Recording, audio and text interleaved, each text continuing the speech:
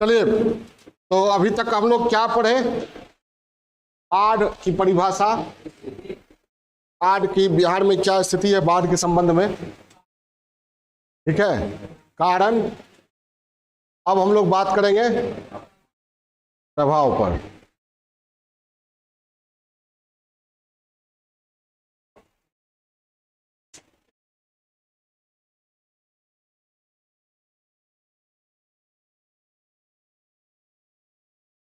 यही पढ़े थे, बाढ़ की परिभाषा, स्थिति, कारण और प्रभाव। प्रभाव में अपार जनधन की क्षति होती है। लिखिए, बाढ़ के कारण प्रतिवर्ष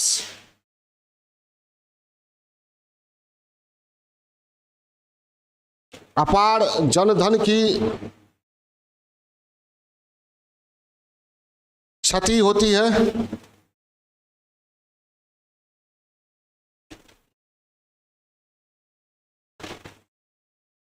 बिहार के 38 जिले में प्रायः 28 जिले बाढ़ से प्रभावित रहते हैं।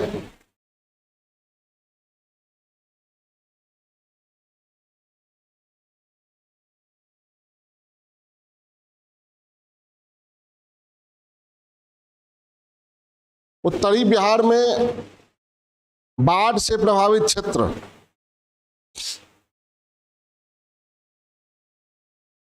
में सहरसा, सुपौल, मधेपुरा, खगड़िया,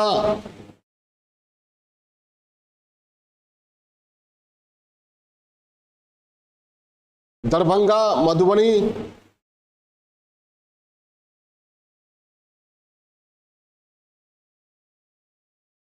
समस्तीपुर,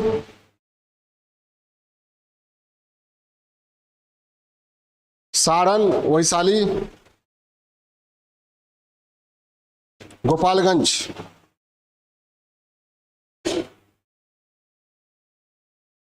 आदि हैं। इनमें मुख्यतः हिमालयी नदियां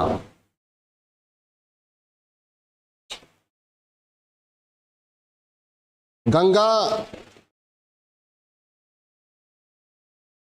कोसी, गंडक, कमला,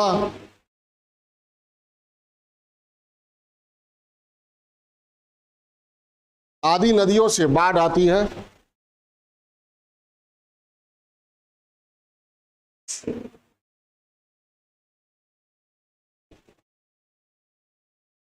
जबकि दक्षिण बिहार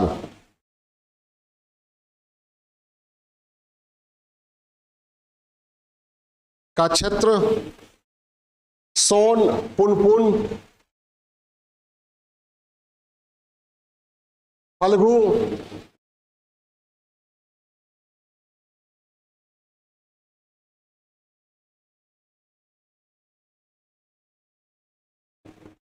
और कभी कभी गंगा के कारण बाढ़ से ग्रस्त रहते हैं।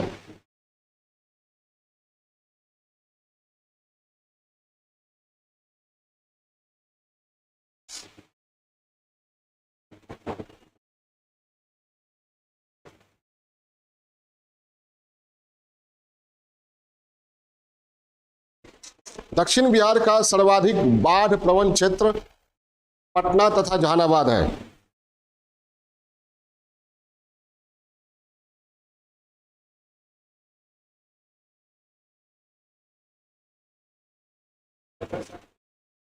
पटना तथा जहानाबाद है।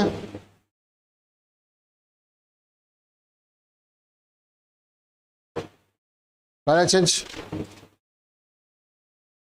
प्रतिवर्ष उपरोक्त क्षेत्रों में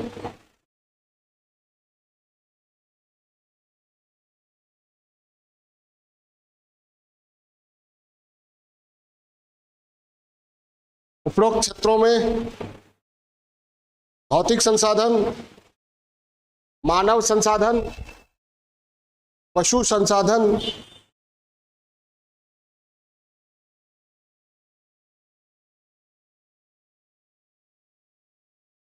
फसल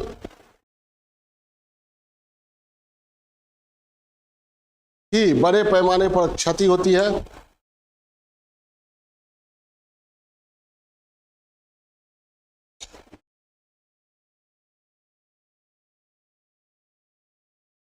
अनुमानतः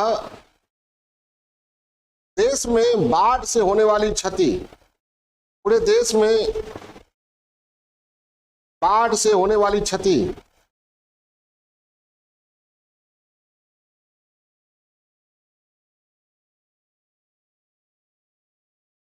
का 30 से 40% केवल बिहार में होती है।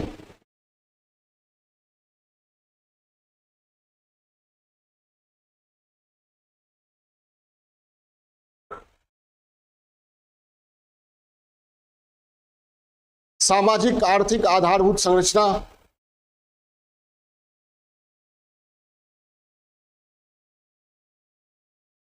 बुनियादी सुविधाओं,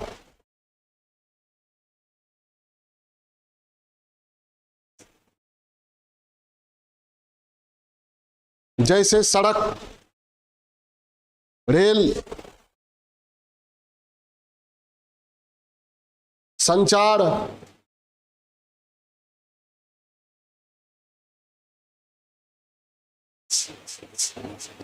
पुल,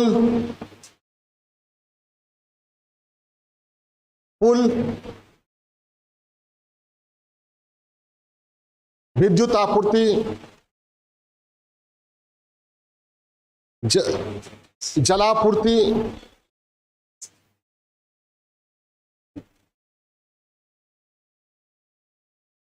शैक्षणिक संस्थान,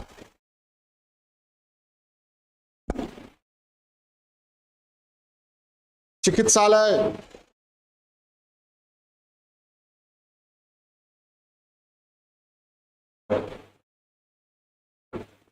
सिंचाई व्यवस्था,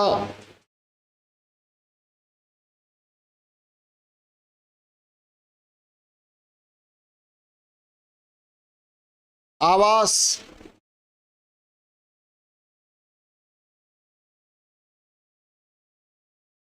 बाजार ध्वस्त हो जाते हैं। सबको क्षति होती है ना, बाढ़ से ध्वस्त हो जाते हैं।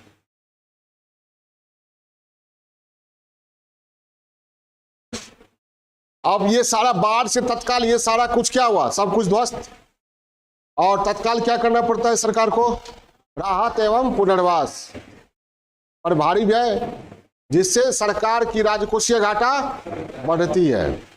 आर्थिक सामाजिक विकास में सरकार के क्रय करने की क्षमता, सरकार के निवेश करने की क्षमता में कमी आती है। ठीक है, लिखिए तीसरा पॉइंट, या पैरा चेंज करके लिखिए, सरकार को राहत व पुनर्वास पर भारी व्यय, सरकार को राहत एवं पुनर्वास पर प्रतिवर्ष भारी व्यय करना पड़ता है।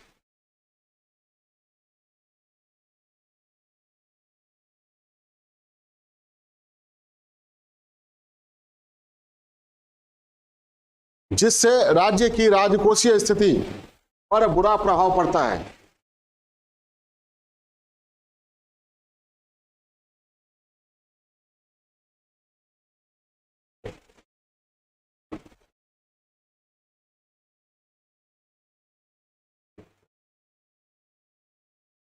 बुरा प्रभाव पड़ता है।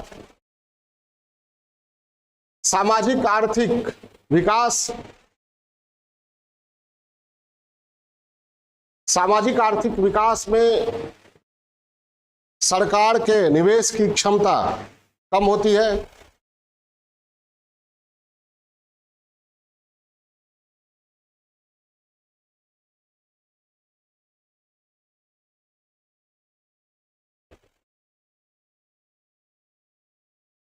सरकार आर्थिक रूप से सशक्त होती है, सरकार आर्थिक रूप से कमजोर होती है।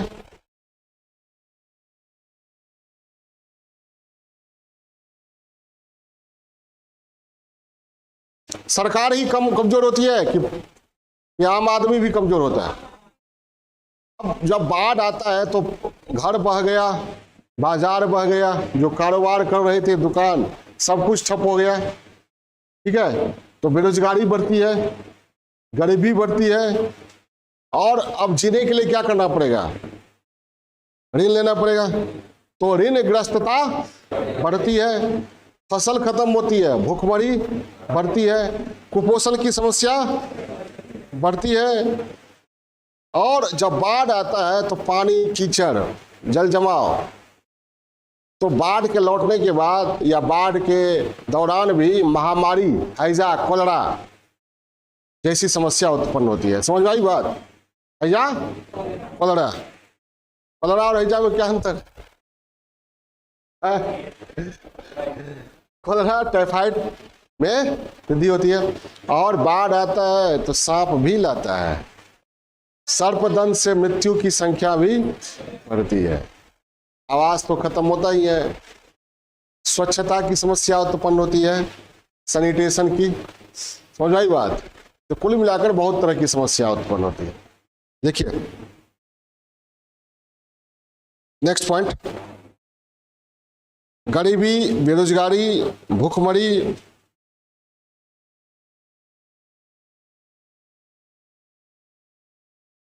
कुपोषण,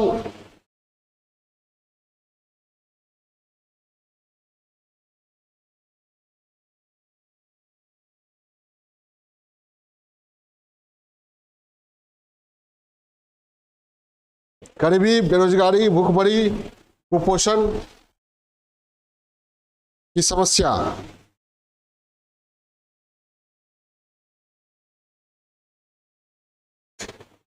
भयावह हो जाती है।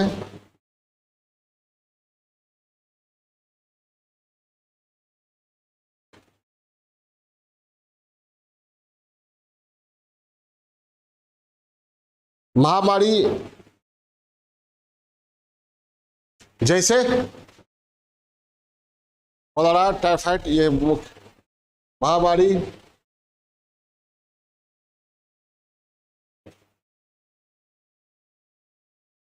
सर्पदंश से मृत्यु,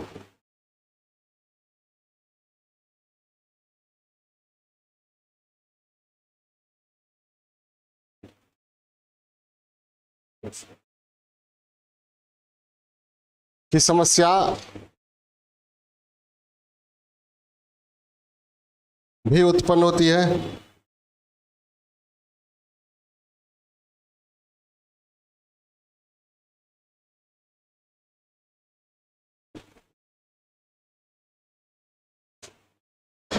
ठीक है, अब ऋण हो गया, सब कुछ हो गया, ठीक है, फसल भी मारी गई तो लोग पलायन करेंगे आजीविका के लिए, तो पलायन और प्रवास की समस्या उत्पन्न। लिखिए, राज्यों के निवासी, अन्य राज्यों के निवासी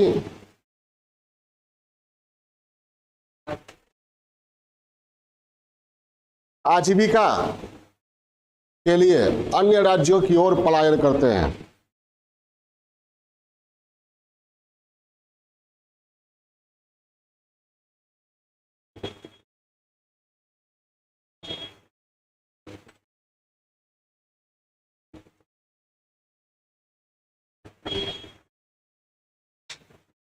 खेत में मजदूर चाहिए तो बिहारी, फैक्ट्री में मजदूर चाहिए तो बिहारी, ठीक है, दुकानदार में काम करने वाला, दुकानों में काम करने वाला चाहिए बिहारी, घरों में काम करने वाले चाहिए बिहारी।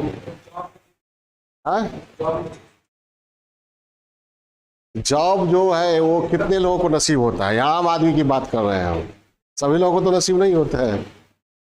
हाँ, ये कह सकते हैं कि जॉब में भी, बैंक में या प्रशासन में, सिविल सेवा में बिहारियों की संख्या अधिक होती है, ठीक है। लेकिन जब सिविल सेवा में सफल होते हैं तो लोग बिहार लौटकर आना नहीं चाहते हैं, और आते हैं तो बिहारी बनकर नहीं रहते हैं, बिहार की समस्याओं को समझने का प्रयास नहीं करते, ठीक है। अनदेखी की जो परंपरा है उसको जारी रखते हुए भी, देखिए क्या लिखे, एक व्यक्ति बोले अन्य राज्यों की ओर पलायन करते हैं जहां इनके साथ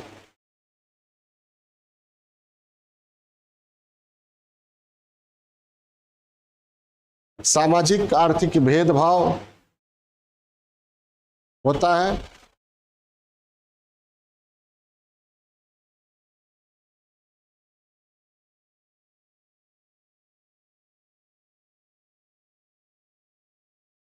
और कई बार ये हिंसा के शिकार भी होते हैं।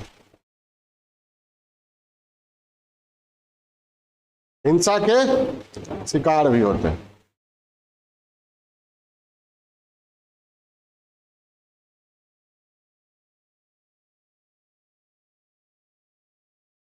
बिहार को लोगों ने बदनाम कर दिया, ठीक है। महाराष्ट्र में एक बार नारा लगा था, एक बिहारी 100 बीमारी, 2 बिहारी मारा मारी, 3 बिहारी पूरी ट्रेन हमारी, 3 बिहारी पूरी ट्रेन हमारी। क्या? चलिए आगे। 3 बिहारी पूरी स्टेट हमारी भी तो हो सकती है, हाँ? क्या लिखे? शिकार होना पड़ता है। देखिए, बिहारी मजदूरों के साथ भेदभाव किस तरह होता है और इनकी स्थिति क्या होती है, यह सबसे पहले ऐसे तो बहुत बार देखा जाता है, लेकिन पहली बार भयावह रूप में दिखाई पड़ा कोरोना काल में। कब दिखाई पड़ा? कोरोना काल में, जब प्रवासी बिहारियों को दिल्ली में या और अन्य शहरों में बड़े ही हिकारत से नजरअंदाज किया गया और ये लोग अपने बिहार, अपने राज्य की ओर 100 किलोमीटर, 200 किलोमीटर, 400 किलोमीटर पैदल पार करके आते रहे, कसम खाते रहे कि अब बिहार छोड़कर नहीं रहेंगे। लेकिन कोरोना खत्म हुआ, फिर चल पड़े हैं कहाँ? गंतव्य की ओर, दिल्ली, पंजाब, बिहार, महाराष्ट्र। तो ये सोचने वाली विषय, सोचने का, ये चिंतन का विषय है हम बिहारियों के लिए। हमारी स्थिति ऐसी क्यों है? अभी यही बिहार है ना पूरे भारत पर, ठीक है। पूरे भारत पर बिहारी, ये नहीं कहना अच्छा नेगेटिव हो जाएगा, मतलब बिहार ने ही पूरे भारत को एक सूत्र में पिरोया और उसका केंद्र कहाँ होता था? मगध, अशोक, चंद्रगुप्त, समुद्रगुप्त विश्वविद्यालय भारत में नहीं है या पूरे विश्व में, जो उस समय अपने समकाल, अपने जिस समय ये नालंदा था, जो नालंदा की सानी रखता था, अब ना हुएनसांग और कौन कौन यहाँ पर पढ़ने के लिए आया, ठीक है। उस बिहार की स्थिति क्यों ऐसी हो गई है? मजदूरों की फैक्ट्री बन गया है बिहार, है? चलिए क्या लिखे? शिकार होना पड़ता है। तो कोरोना काल में भी, कोविड संकट के दौर में प्रवासी बिहारी मजदूरों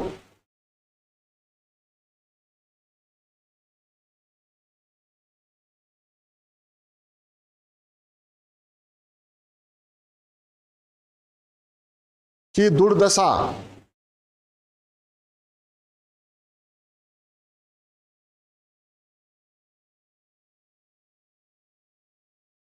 उभर कर सामने आई थी।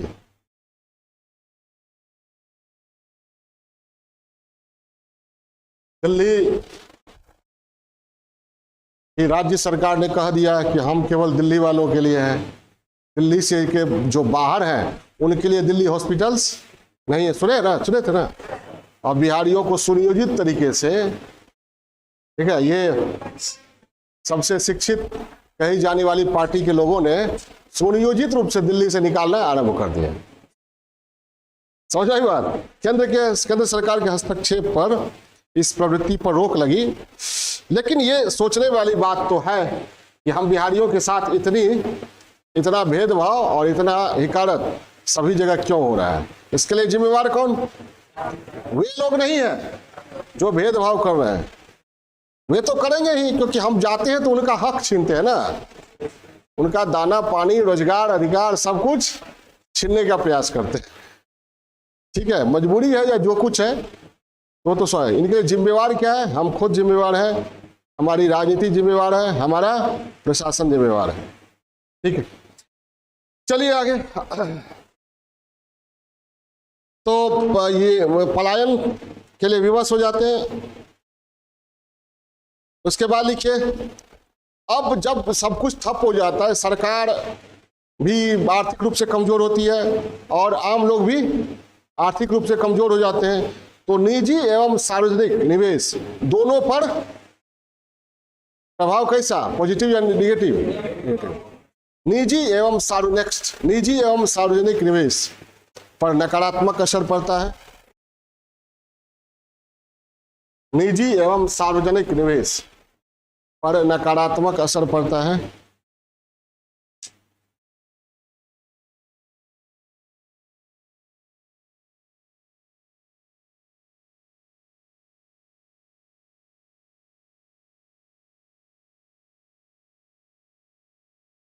और बाढ़ के कारण जो विभीषिका उत्पन्न होती है, उसके परिणाम स्वरूप अर्थव्यवस्था के तीनों सेक्टर, प्राइमरी सेक्टर फसल खत्म, पशुधन खत्म, फसल और पशुधन खत्म हुआ तो एग्रो बेस्ड इंडस्ट्री या जो कारोबार है फूड प्रोसेसिंग का वगैरह वो भी ठप, और ये ठप हुआ तो सेकेंडरी सेक्टर, तो इसी से मजबूती मिलती है ना, वो भी ठप, टर्शियरी सेक्टर भी ठप। बैंक बीमा कौन करवाएगा? पैसा रहेगा तब ना, तो भोजन पर आफत हो जाता है तो बैंक में कहाँ से जमा करेंगे लोग, बीमा कहाँ से करवाएंगे, बीमा की किस्त कैसे भरेंगे? तो समझिए ना, अर्थव्यवस्था के तीनों क्षेत्र को लिखिए, प्राथमिक क्षेत्रक, द्वितीयक क्षेत्रक एवं तृतीय क्षेत्रक पर नकारात्मक असर पड़ता है।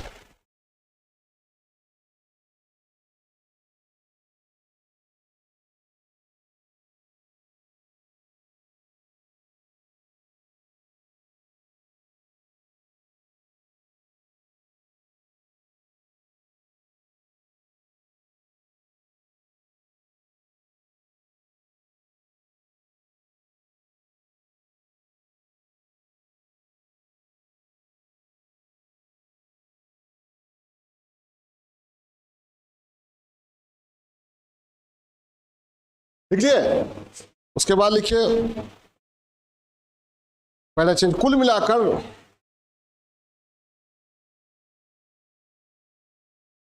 बाढ़ के कारण सामाजिक आर्थिक विकास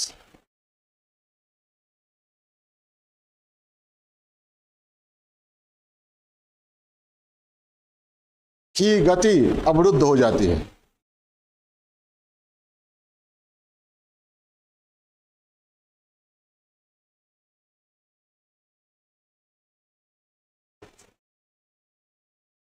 और चूंकि मान लीजिए बाढ़ की समस्या का समाधान नहीं हो रहा है, हर साल बाढ़ आ रहा है, तो जहां हर साल बाढ़ की स्थिति उत्पन्न होती है तो वहां कौन निवेश करना चाहेगा?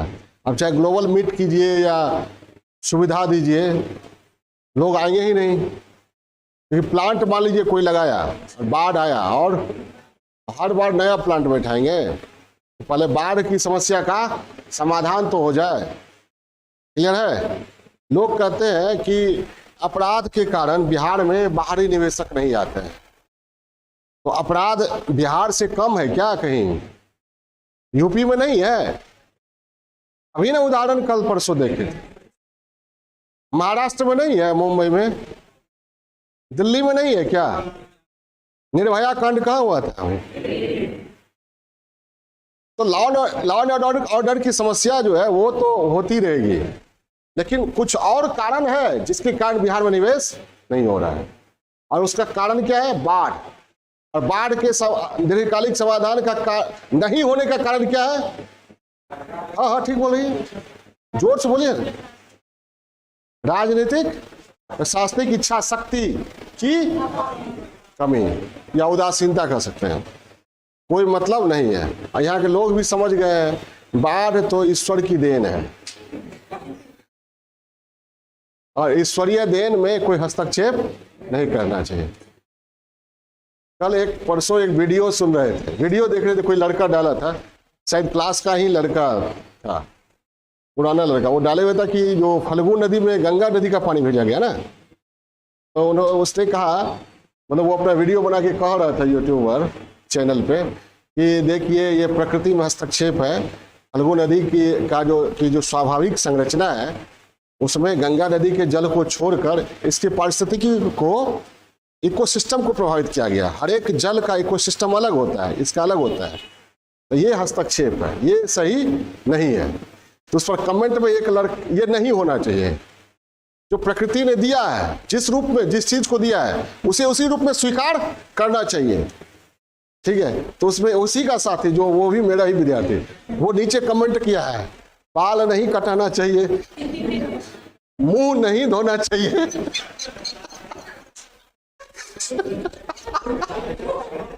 नहाना नहीं चाहिए,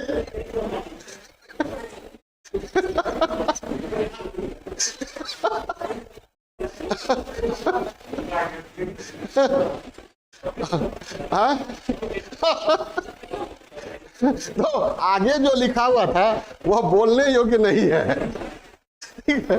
तो समझ आई बात। तो बहुत लोग ये तर्क देते हैं कि बाढ़ जो यहाँ प्राकृतिक आपदा है, इसे क्या करेंगे, कुछ नहीं किया जा सकता है। तो ये तो अंग्रेजों जैसा ये हो गया ना कि कोई समाधान नहीं है, ठीक है।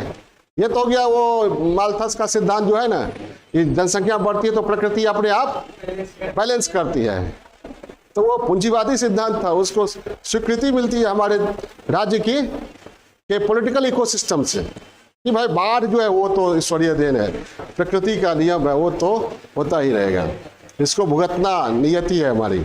चलिए खैर, देखिए बाल कटना नहीं चाहिए, क्या लिखे अवरुद्ध हो जाती है। अब देखिए जब ये आर्थिक विकास अवरुद्ध हो जाता है, सामाजिक विकास अवरुद्ध हो जाता है, गरीबी बेरोजगारी बढ़ती है, तो सामाजिक सांस्कृतिक समस्याएं भी उत्पन्न होती है। संयुक्त परिवार बिखरने लगते हैं, ठीक है, और ये लोगों का पलायन बाहर की ओर होने लगता है, ठीक है। कानून और व्यवस्था की स्थिति बिगड़ने लगती है, लोग आजीविका के लिए अवैध कार्यों का सहारा लेने लगते हैं। जैसे हमारे यहाँ अपहरण भी उद्योग के रूप में फला फूला, अपहरण फिल्म भी बना बिहार के ही प्रदेश पर। बॉलीवुड ने बॉलीवुड जब भी फिल्म बनाती है बिहार की निगेटिव गंगा जल, उसके बाद अपहरण,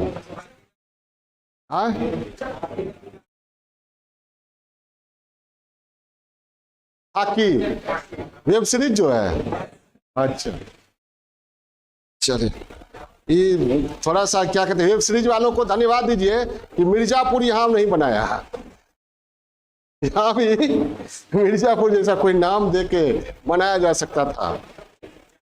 चलिए जहानाबाद, हाँ जहानाबाद बन चुका है, जहानाबाद बन चुका है। चलिए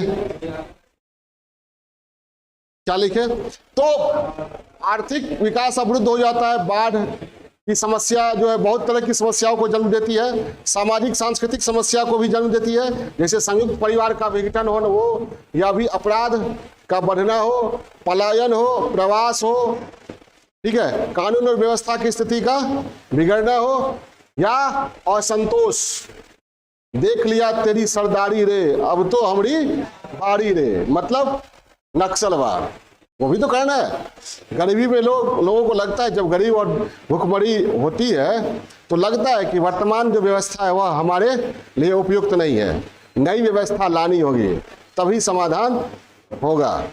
चक्रव्यूह का ये गाना है, देख लिया तेरी सरदारी रे अब तो हमारी बारी रे, ठीक है। देखिए पहला चीज, बाढ़ कई तरह के सामाजिक एवं सांस्कृतिक समस्याएं भी उत्पन्न कर देती है। बाढ़ कई तरह की सामाजिक सांस्कृतिक समस्याएं भी उत्पन्न कर देती है। जैसे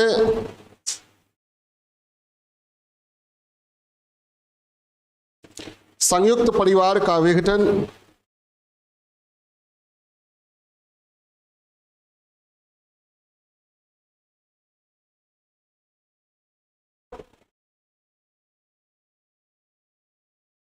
पलायन, प्रवास,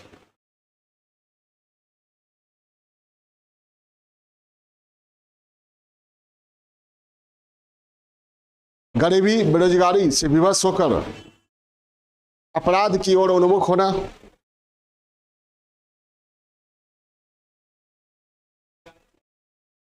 विवश होकर अपराध की ओर उन्मुख होना,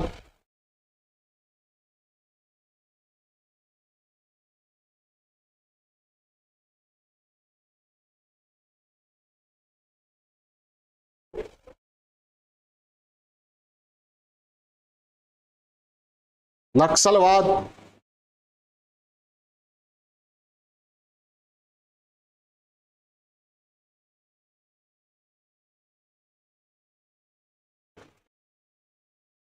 ठीक है, चेंज। और इस लिखिए आर्थिक, सामाजिक, सांस्कृतिक,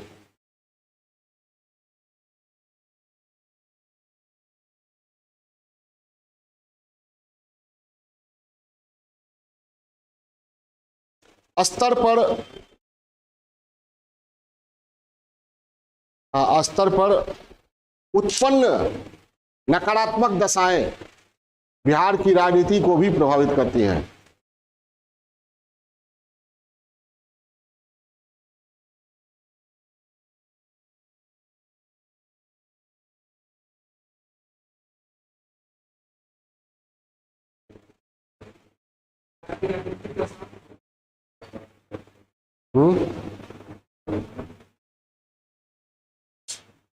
बिहार की राजनीति को भी प्रभावित करते हैं।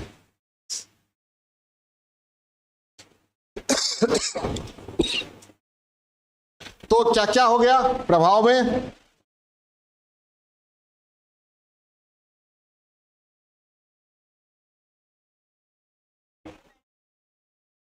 क्या क्या हो गया? जनधन की क्षति, जनधन की क्षति, सामाजिक आधारभूत संरचना और आर्थिक भौतिक आधारभूत संरचना भी ध्वस्त हो जाता है। ठीक है, लोग पलायन और प्रवास के लिए विवश हो जाते हैं।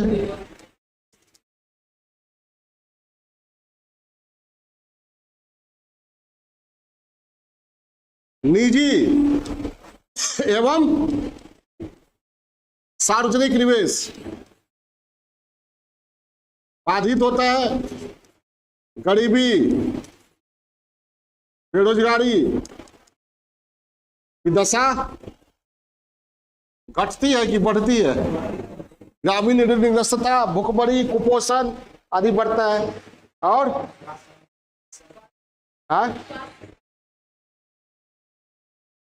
जब ये बाढ़ की दशा उत्पन्न होती है तो महामारी की संभावना भी बढ़ जाती है। इस प्रकार सामाजिक आर्थिक विकास अवरुद्ध हो जाता है, जिसका असर सामाजिक सांस्कृतिक दशाओं पर भी पड़ता है और कुल मिलाकर सारी स्थिति राजनीति को भी प्रभावित करती है।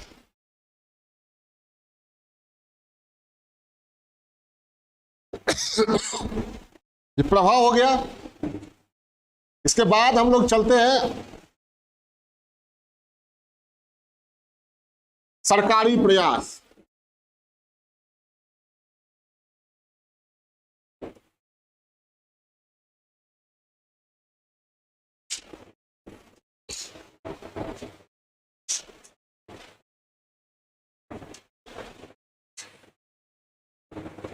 सरकारी प्रयास में लिखिए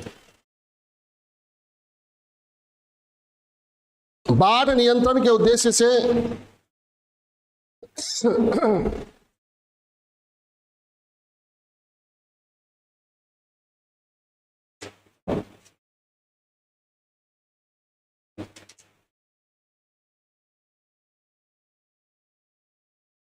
कई परियोजनाएं, बिहार में कई परियोजनाएं आरंभ की गई।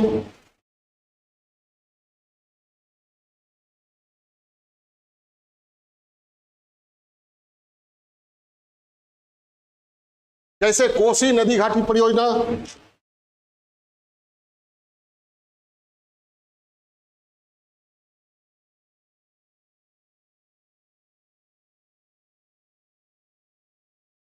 गंडक परियोजना,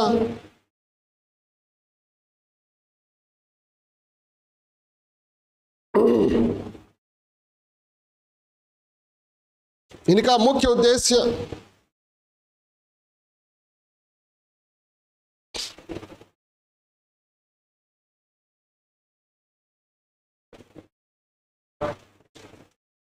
बाढ़ नियंत्रण ही था।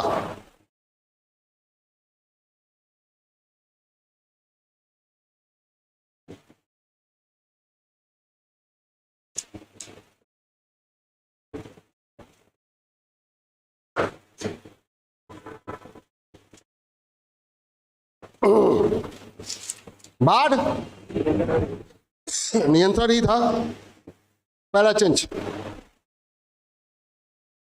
पहली योजना से अब तक अनेक नदियों जैसे कोसी, गंडक, पहली योजना से ऐसे नहीं कि पंचवर्षीय योजना की अवधि में, पंचवर्षीय योजना अवधि में अब तो नहीं है ना, नदियों पर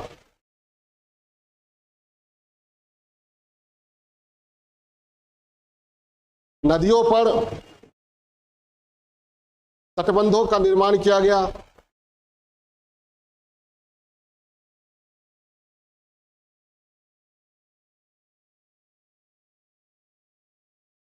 राष्ट्रीय बाढ़ नीति 1954 के तहत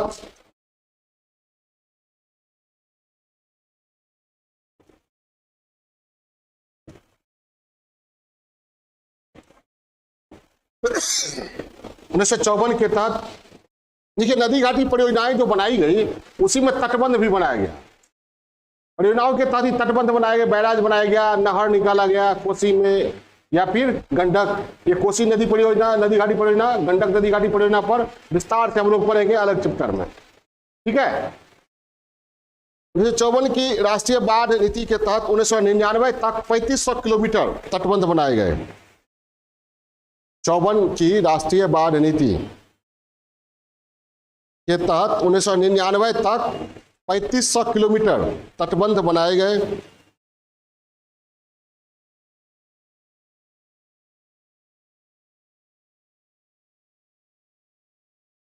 अनेक बाढ़ नियंत्रण कक्ष भी बनाए गए।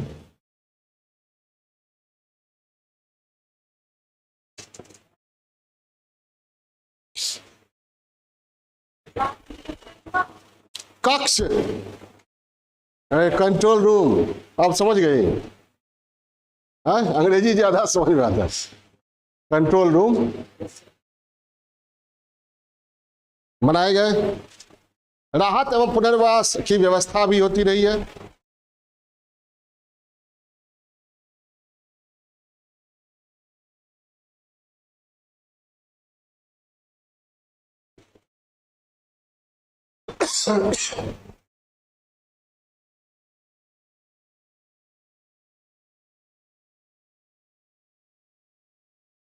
बाढ़ के दौरान लोगों को सुरक्षित स्थानों पर ले जाना,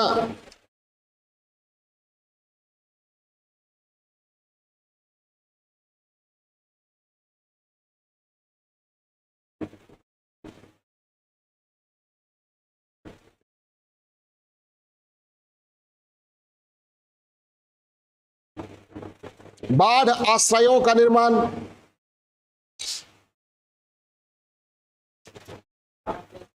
बाढ़ आश्रय मतलब बाढ़ आया तो मतलब लोग कहाँ रहेंगे, तो उसके लिए शेल्टर प्लेस कोई बना देना, ठीक है। और अस्थायी बाढ़ आश्रयों का निर्माण,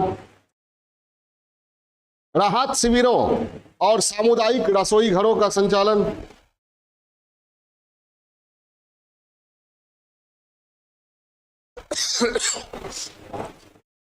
और सामुदायिक रसोई घरों का संचालन,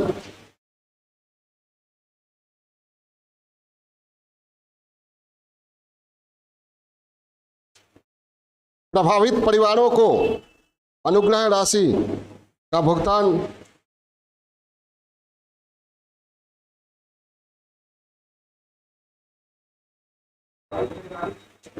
अनुग्रह राशि मतलब कुछ पैसा देना का भुगतान,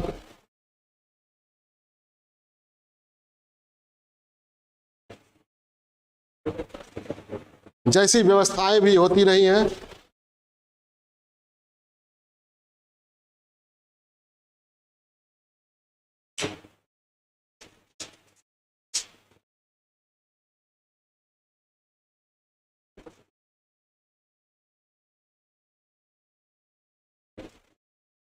फसलों के नुकसान के लिए लागत अनुदान भी दिए जाते हैं, ये कृषि विभाग करता है।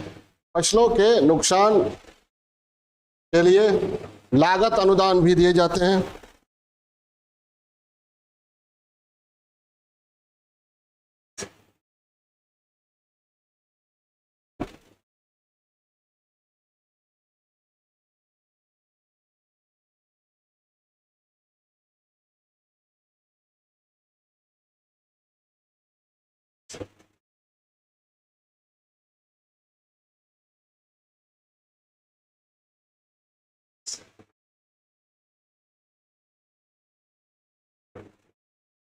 लिख लिए लागत भुगतान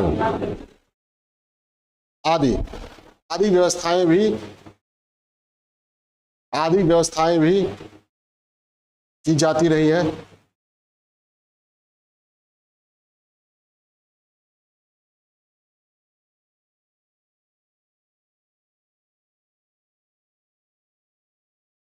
तमाम उपायों के बावजूद, तो ये अभी जो बताया मैंने वो क्या था, ये सब क्या पॉइंट, राहत एवं बचाव कार्यक्रम या पुनर्वास, उसी के तहत ये सब है ना। तमाम उपायों के बावजूद पैराचेंज,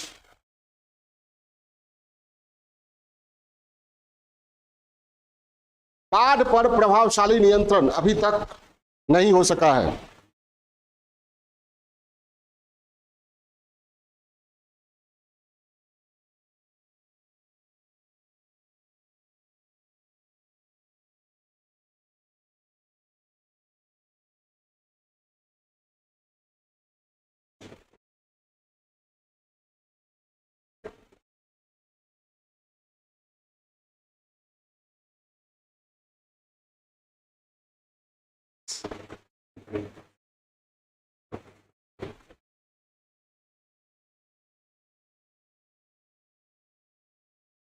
क्योंकि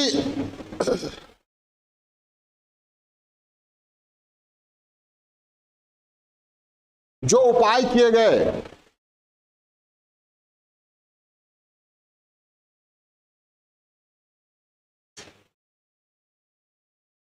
वे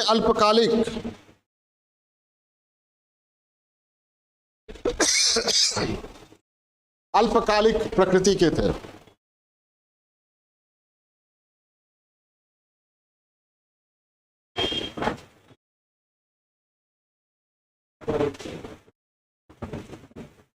प्रभावी समाधान के लिए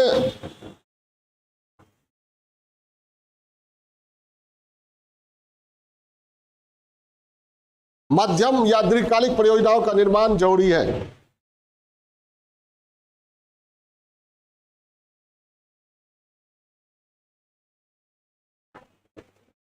मध्यम या दीर्घकालिक परियोजनाओं का निर्माण जरूरी है।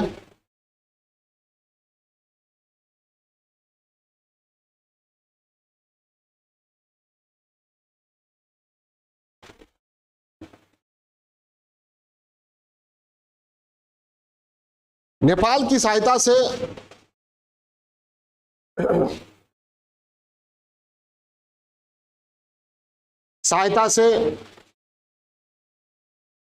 हिमालयी क्षेत्रों में अवरोधक बांधों का निर्माण,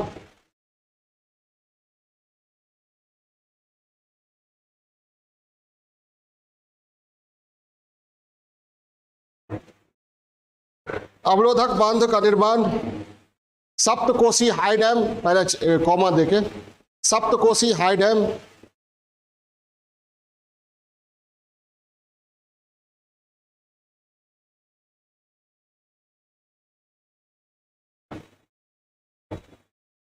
हाई डैम प्रभावी समाधान हो सकता है।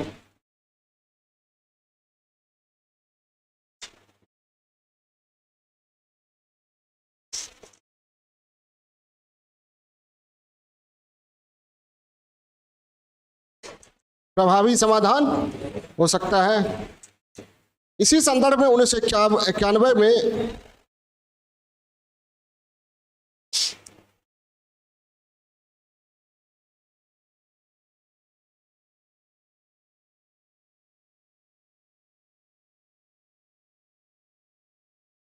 एक संयुक्त विशेषज्ञ दल गठित किया गया था।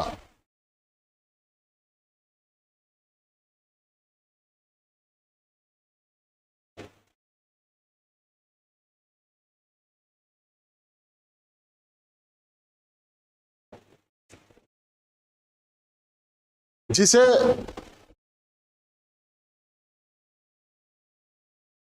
उपरोक्त परियोजना से संबंधित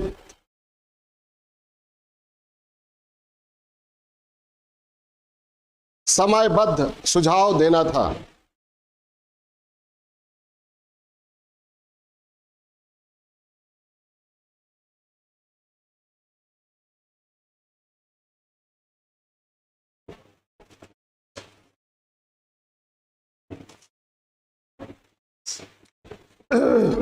लेकिन राजनीतिक इच्छा शक्ति की कमी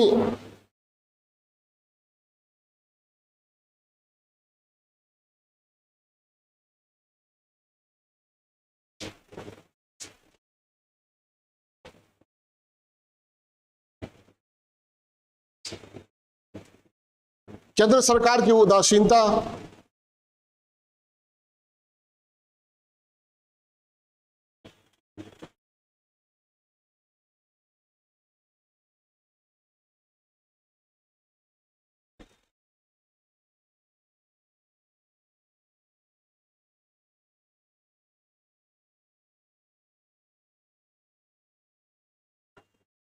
कूटनीतिक विफलता एवं प्रशासनिक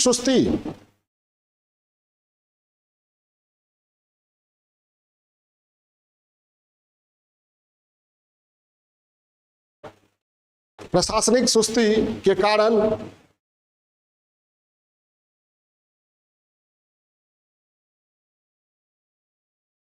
उत्तर बिहार में आने वाले बाढ़ का अस्थायी समाधान अभी तक नहीं हो सका है।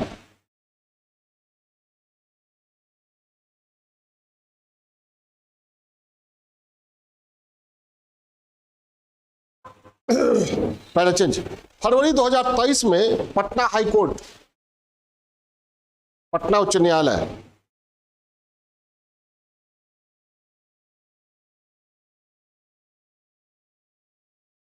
ने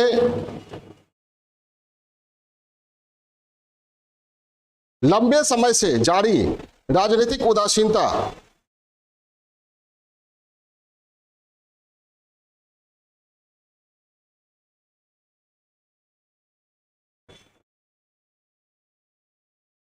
के समाधान का मार्ग प्रशस्त करने के लिए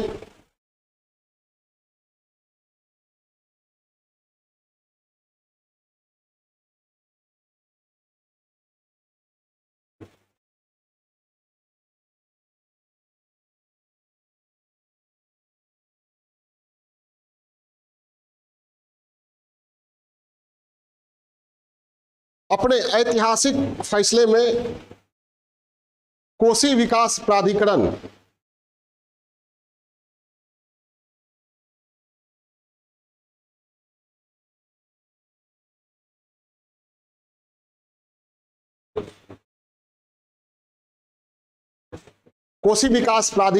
के गठन का निर्देश दिया है।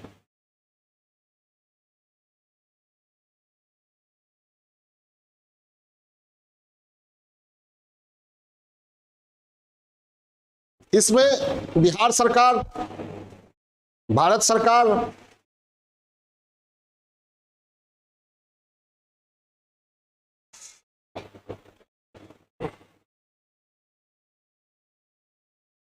नेपाल सरकार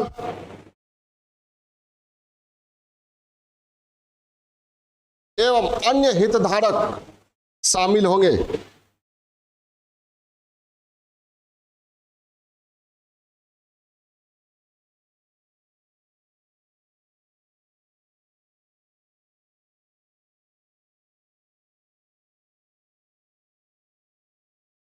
इस प्राधिकरण को समयबद्ध तरीके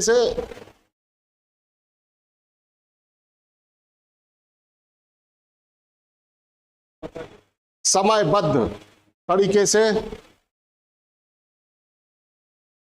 बाढ़ से संबंधित मुद्दों को हल करना होगा।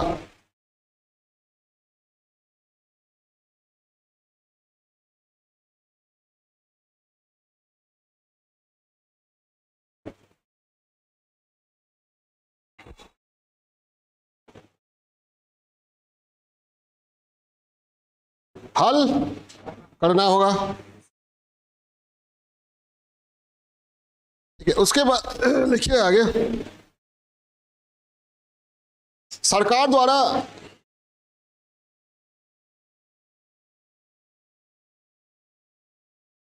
बाढ़ प्रबंधन की दिशा में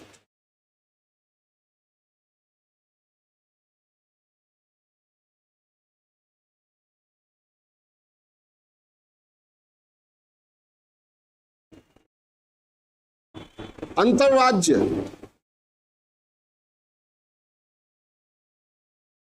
नदी जोड़ो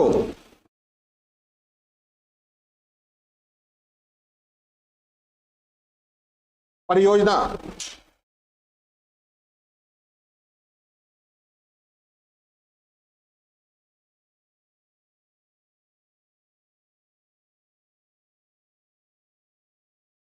को भी आगे बढ़ाया गया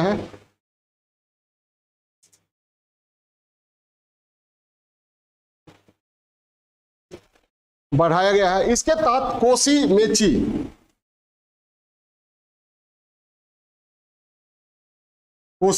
देखिए, जैसे ठीक है, कोसी मेची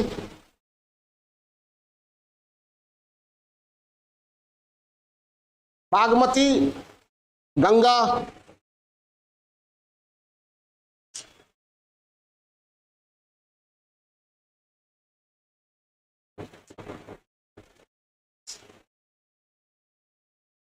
आदि नदियों को आपस में जोड़ने की प्रक्रिया प्रगति पर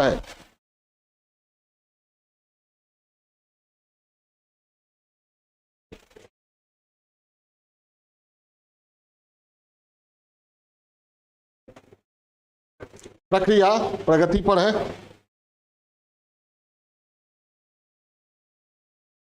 कोसी मेची जोड़ो परियोजना देश की दूसरी बड़ी नदी परियोजना है।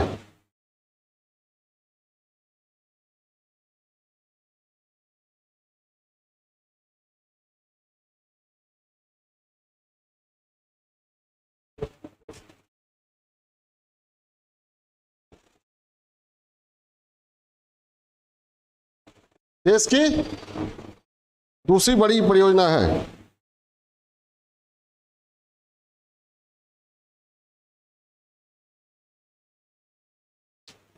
यह बाढ़ और सिंचाई दोनों तरीके से, बाढ़ प्रबंधन और सिंचाई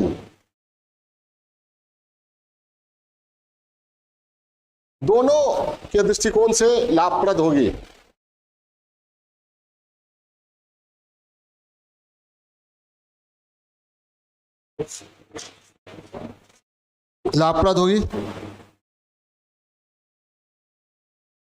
लाभप्रद। इसके अतिरिक्त इसमें कोसी नदी के अतिरिक्त पानी को महानंदा बेसिन में ले जाया जाएगा।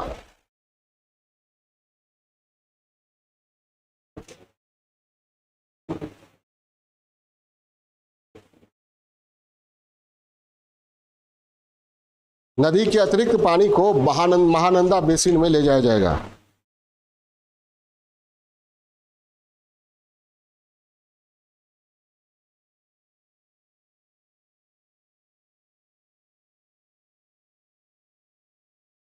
ठीक है, तो ये अंतर्राज्यीय नदी जोड़ो परियोजना भी चल रहा है। उसके बाद बाढ़ एवं अन्य आपदा के संदर्भ में स्टेट डिजास्टर मैनेजमेंट अथॉरिटी एवं डिस्ट्रिक्ट डिजास्टर मैनेजमेंट अथॉरिटी का भी गठन किया गया है। लिखिए, बाढ़ एवं अन्य आपदा, बाढ़ एवं अन्य आपदा के संदर्भ में राज्य आपदा प्रबंधन प्राधिकरण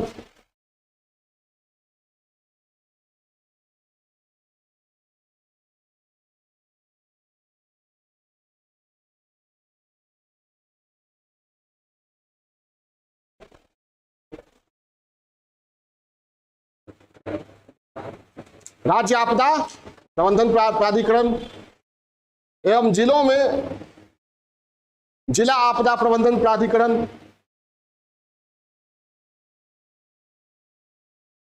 का गठन भी उल्लेखनीय है।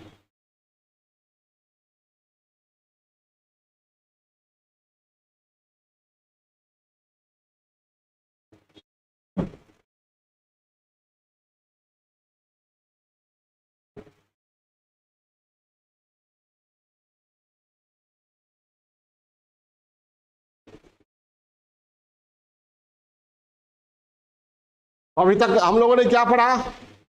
बाढ़ की परिभाषा, क्या स्थिति है बिहार में, कारण क्या है, परिणाम क्या है, सरकारी प्रयास के, सरकारी प्रयास में क्या आरंभ से ही प्रयास किए जा रहे हैं, ऐसी बात नहीं है। नदी घाटी परियोजनाएं बनी है, तटबंधों का निर्माण हुआ है और बाढ़ के समय राहत एवं पुनर्वास पर जोर दिया जाता है। ठीक है, लेकिन दीर्घकालिक समाधान अभी तक नहीं हो सका है। इस संदर्भ में सप्तकोसी हाई डैम, हिमालयी क्षेत्रों में अवरोधक बांधों के निर्माण की बात की जाती है और इस दिशा में 1991 से प्रयास हुए भी, लेकिन राजनीतिक इच्छा शक्ति के अभाव में वे प्रयास कारगर नहीं हुए हैं। हाल में कोसी विकास प्राधिकरण के गठन का निर्देश पटना हाईकोर्ट के द्वारा दिया गया है, जिसमें भारत सरकार, बिहार सरकार और नेपाल सरकार एवं अन्य हितधारक शामिल होंगे। इन्हें समयबद्ध आधार पर बाढ़ के अस्थायी समाधान के संबंध में सुझाव देना है। अंतर्राज्यीय नदी परियोजना पर का कार्य भी प्रगति पर है, जैसे कोसी, मेची, बागमती, गंगा आदि। कोसी मेची जो है देश की दूसरी बड़ी परियोजना है। बाढ़ और सिंचाई, बाढ़ प्रबंधन और सिंचाई प्रबंधन इसका उद्देश्य है। बाढ़ एवं अन्य आपदाओं के संदर्भ में state disaster management authority, district disaster management authority का भी गठन किया गया है। एग्जाम में लिखने के लिए काफी है इतना, ठीक। उसके बाद जानकारी के लिए भी सुझाव आप क्या दीजिएगा?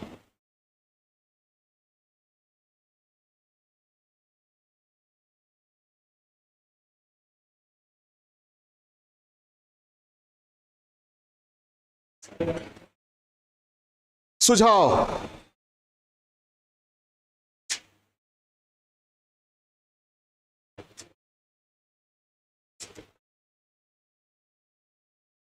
ठीक है, सबसे पहला सुझाव क्या हो?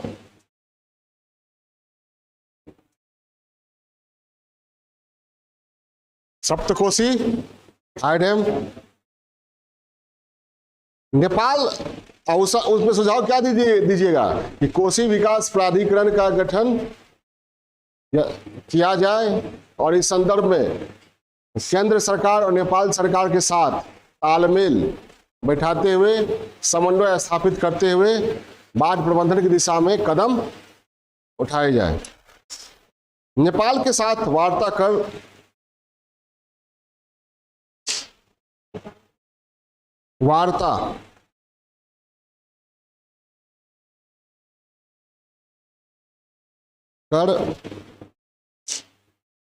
संयुक्त प्रयास से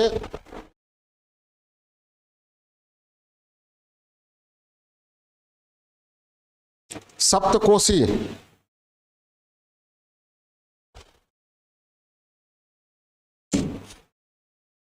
अस्थायी डैम का निर्माण,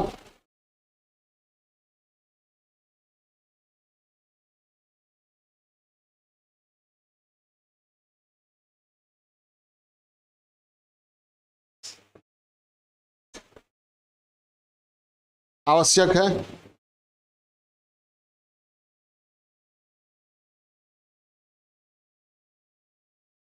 उत्तरी बिहार में नियमित वार्षिक आपदा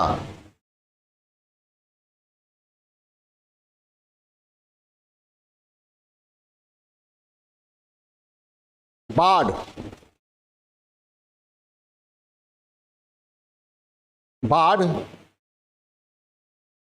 की अस्थायी समस्या की बाढ़ की समस्या का अस्थायी समाधान, बाढ़ की समस्या का अस्थायी समाधान,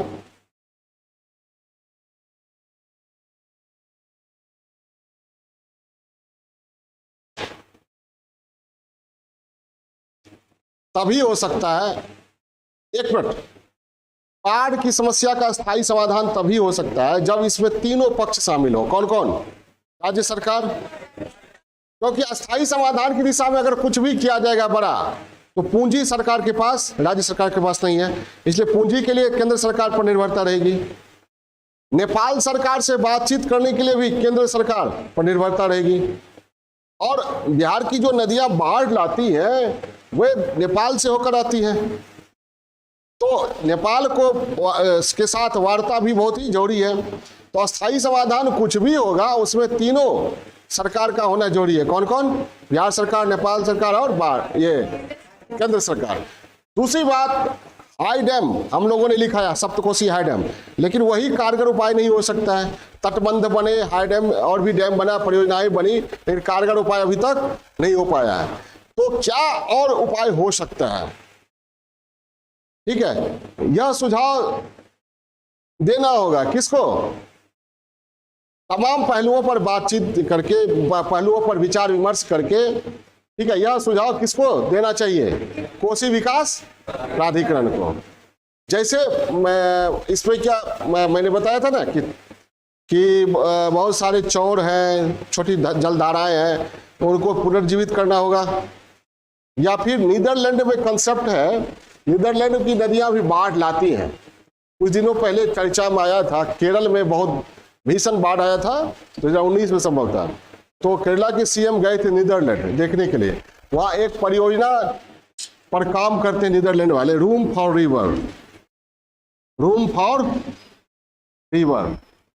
इसका मतलब ये हुआ कि रिवर को एक फैमिली माना जाए, रिवर को फिर एक फैमिली माना जाए।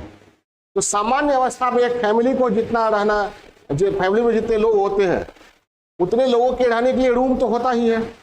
लेकिन असामान्य अवस्था में अगर बहुत सारे लोग आ जाएं तो रिवर की जो फैमिली है उसको उतना रूम या उतना स्पेस होना चाहिए ताकि वो अपने सदस्यों को समायोजित कर सके। नहीं तो क्या होगा?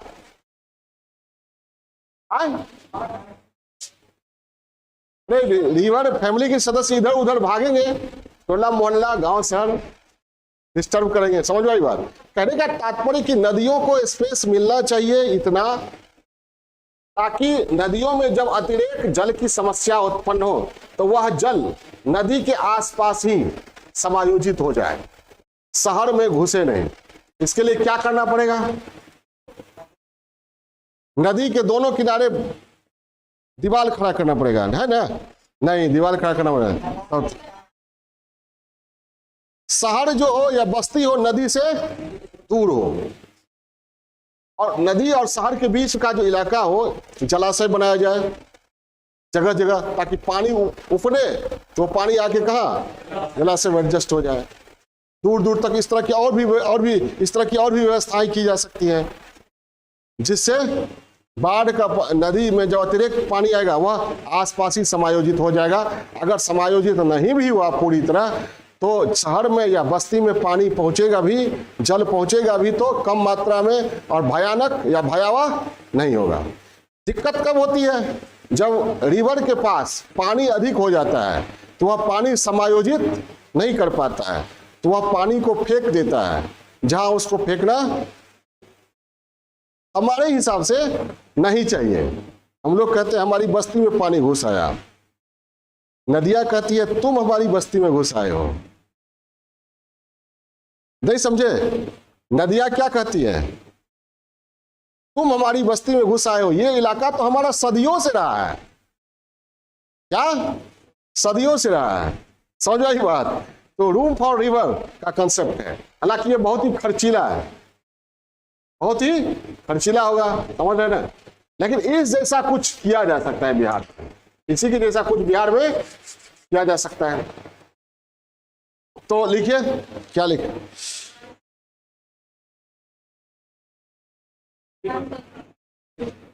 तभी तभी होगा जब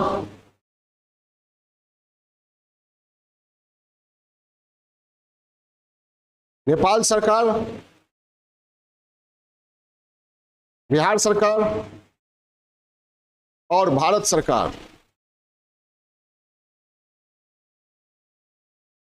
एवं अन्य हितधारकों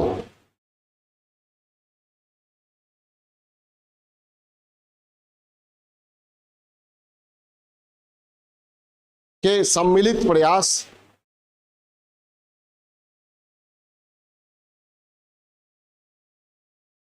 द्वारा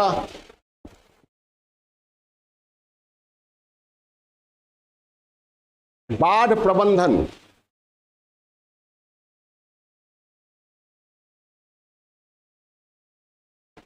के तमाम उपायों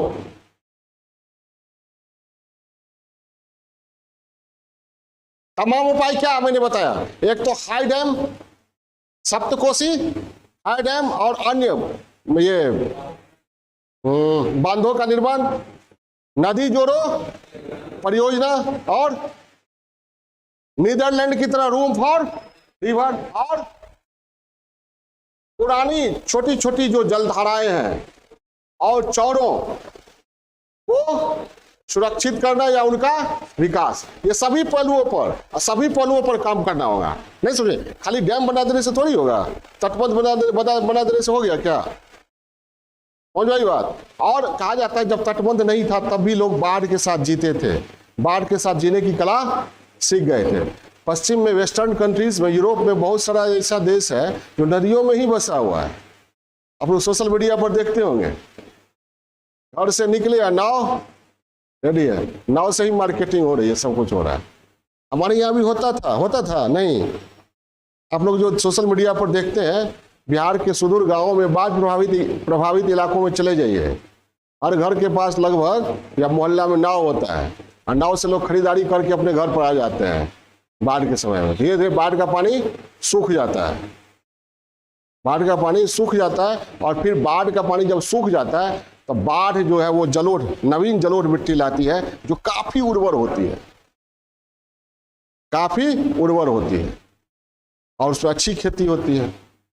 तो बहुत सारे कोसी के किनारे रहने वाले किसान बाढ़ को वरदान मानते बाढ़ जब होता है, क्या बाढ़ जब जाता है तो देकर जाता है, क्या उपजाऊ मिट्टी, कुछ लेकर जाता है तो कुछ देकर जाता है। प्रकृति का नियम है, प्रकृति में जहां विनाश है ना वही सृजन भी होता है। जहां आज हिमालय है और हिमालय की नदियां हैं, वहां क्या हुआ था? भीषण प्रलय हुआ था, प्लेट टकराया था, जब टकराया होगा तो कितना भीषण प्रलय हुआ होगा, वह सोच से परे है। उस समय तो महाविनाश हुआ होगा, लेकिन उसी में सृजन भी हुआ। हिमालय खड़ा हुआ, ग्लेशियर खड़े हुए, कितने नदियां वगैरह वगैरह, घाटियां, संस्कृति विकसित हुई। तो तमाम उपायों पर इनको विचार करना होगा। किनको? इन तीनों सरकारों एवं अन्य हितधारकों को, और इनको साथ लाने के लिए ही पटना हाई कोर्ट ने कहा है क्या? कोसी विकास प्राधिकरण का गठन किया जाए। क्या लिखा आपने? उपायों जैसे सप्तकोशी हाई डैम, एवं अन्य अवरोधक बांध,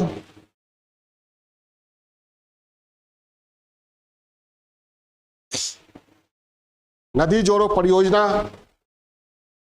बांधों का निर्माण, नदी जोड़ो परियोजना,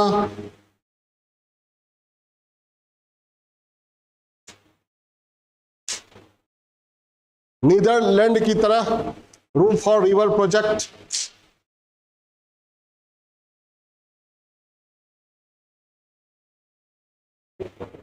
रूम फॉर रिवर प्रोजेक्ट,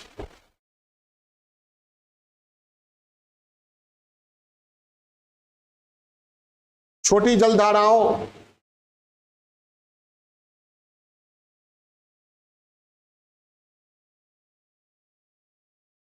और चौड़ों का प्रबंधन,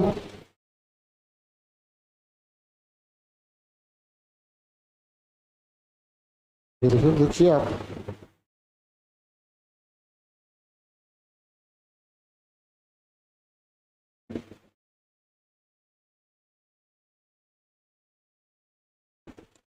प्रबंधन से संबंधित पहलुओं पर विचार विमर्श,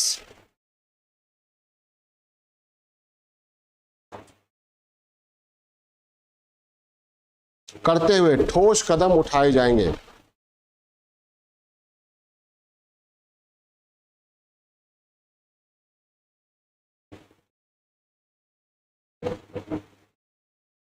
उठाए जाएंगे।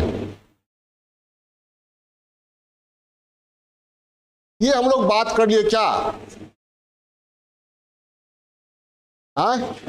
सुझाव क्या? दीर्घकालिक, इससे और कुछ दे सकते हैं कि बाढ़ के साथ जीने की कला। देखिए, बाढ़ के साथ जीने की कला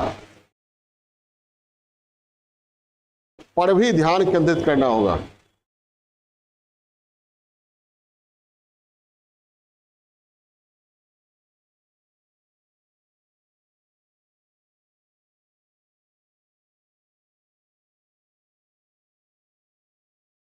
और इस संदर्भ में क्या कोई वेस्टर्न कंट्री जाने की जरूरत नहीं है, केवल अध्ययन करना है कि तटबंध टूट बनने से पहले, जब तटबंध बिहार में नहीं बना होता था, उससे पहले हमारे लोग, हमारी आबादी बाढ़ के साथ कैसे जीवित रही थी। समझ आई बात? हाँ, क्या लिखे? बाढ़ के साथ जीने की कला पर भी ध्यान देना होगा। इस संबंध में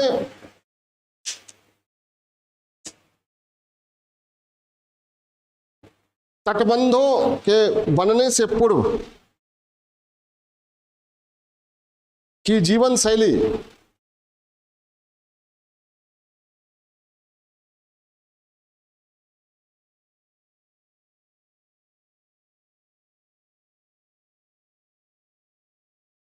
पर ध्यान देना होगा।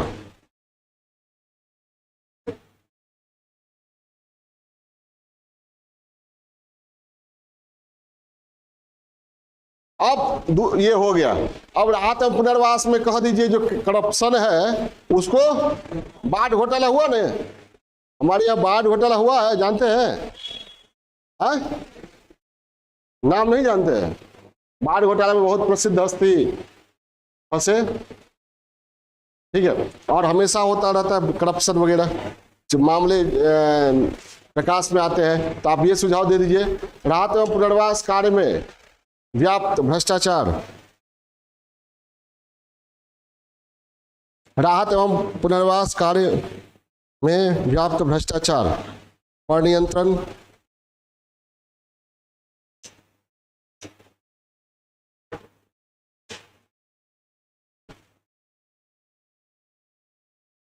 और तटबंध जहां भी है तो उसका निरंतर नियमित रख रखाव, ठीक है। नेक्स्ट, तटबंधों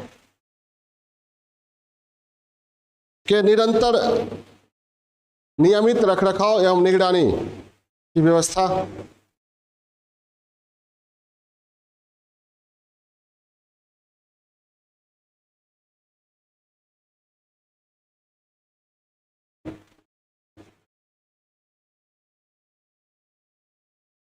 और जो प्रभावित क्षेत्र है उसमें सुझाव दीजिएगा आप कि जो प्रभावित क्षेत्र है उसमें बस्ती ऊंचे स्थानों पर बसाया जाए।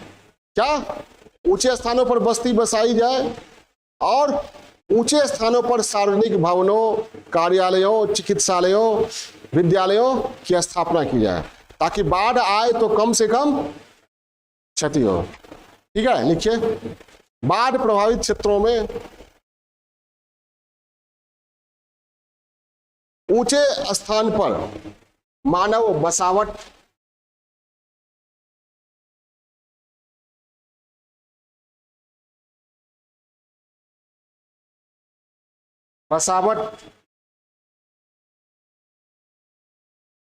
पर जोर देना,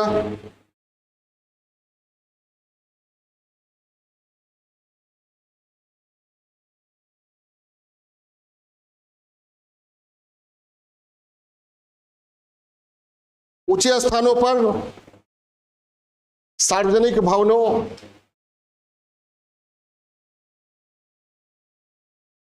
सरकारी कार्यालयों,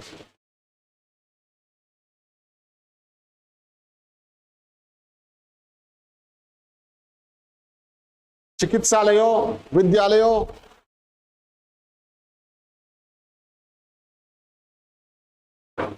आश्रय स्थलों का निर्माण किया जाना चाहिए।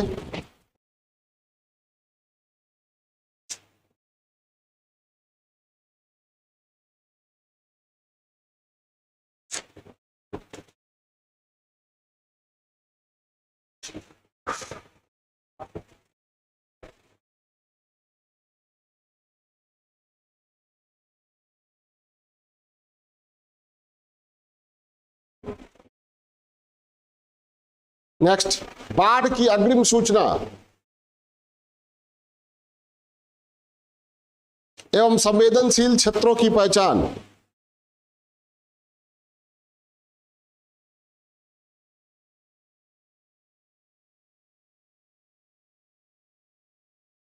के लिए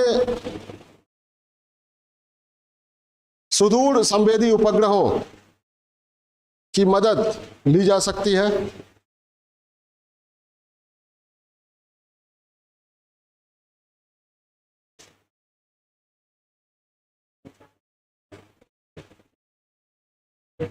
क्या? हाँ, सुदूर संवेदी उपग्रह, रिमोट सेंसिंग सैटेलाइट की सहायता ली जा सकती है।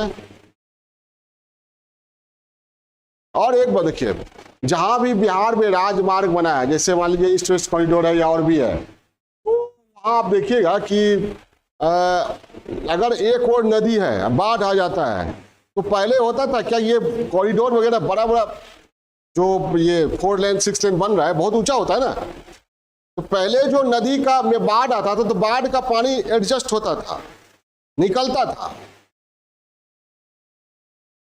ठीक है, जैसे कोसी का पानी निकला और धीरे धीरे 2 दिन 3 दिन बस्ती में रहा, उसके बाद गंगा में जाके मिल गया। एक रास्ता बना होता था। समझ में आई बात? नहीं समझ में आई? लेकिन जब वो ये बड़ा बड़ा 4 लेन 6 लेन बन गया है तो क्या होता है, इधर नदी है तो क्या हुआ, पानी रुक गया ना। पानी जब रुक गया तो उधर का गांव जो होगा क्या होगा, डूब जाएगा और पानी का निकास नहीं हो रहा है। कहीं कहीं आप छोटा छोटा पुलिया बना दिए निकलने, लेकिन पहले जो एकाएक निकलता था सब आराम से चला जाता था, कोई दिक्कत नहीं होती थी। समझ में आई बात? अब क्या हो गया, दिक्कतें होने लगी। तो राजमार्गों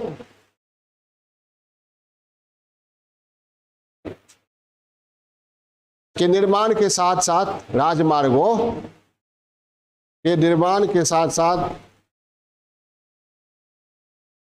बाढ़ के पानी के निकास के लिए पर्याप्त संख्या में पुलिया का निर्माण भी होना चाहिए।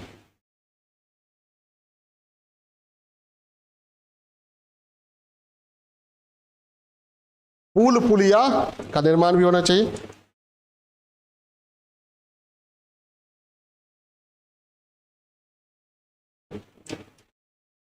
अब जहां बाढ़ आता है तो पानी एक वाटर लॉगिंग हुआ तो जल जनित बीमारियां होगी, जैसे टाइफाइड हो गया, कोलेरा वगैरह, जल जनित बीमारियां होगी।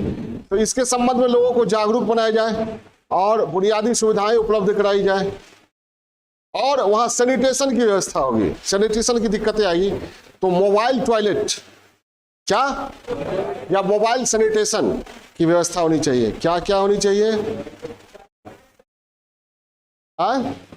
जल जनित रोगों से बचाव की जानकारी, उपचार से संबंधित बुनियादी सुविधाएं और मोबाइल सैनिटेशन की व्यवस्था होनी चाहिए। लिखिए, बाढ़ प्रभावित क्षेत्रों में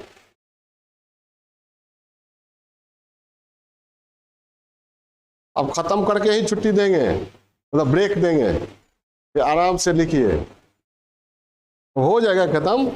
समाधान पर है ना, लोग सुझाव ही दे रहे हैं ना, लास्ट तो वही है, सुझाव है। क्या? हाँ, क्या क्षेत्रों में जल जनित रोगों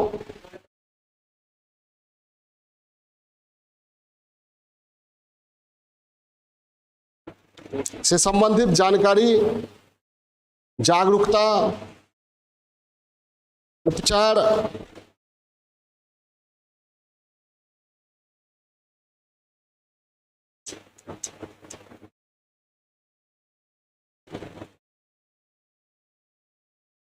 एवं मोबाइल सैनिटेशन की व्यवस्था होनी चाहिए।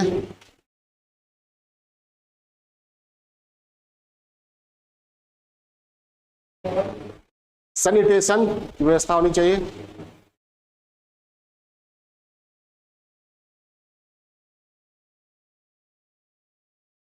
ठीक है। अब जहां बाढ़ आता है तो फसल खत्म हो जाता है, ठीक है, तो यहाँ एक सुझाव दे दीजिए, बाढ़ प्रभावित क्षेत्रों में सार्वभौमिक कृषि बीमा लागू होनी चाहिए, जिसे सब आ जाए और उसका प्रीमियम क्या हो, न्यूनतम। अब बीपीएल परिवार के लिए नहीं। देखिए, बाढ़ प्रभावित क्षेत्रों में सार्वभौमिक कृषि बीमा सुविधा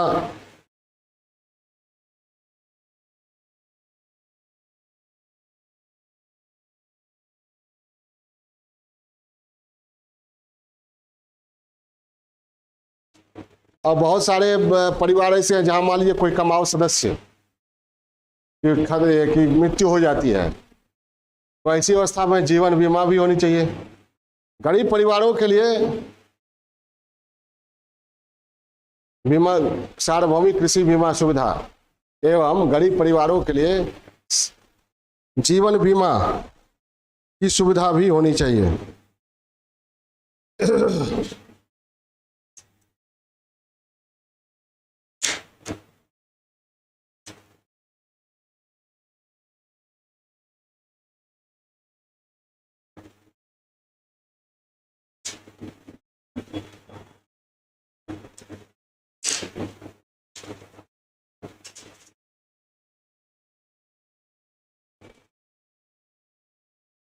उसके बाद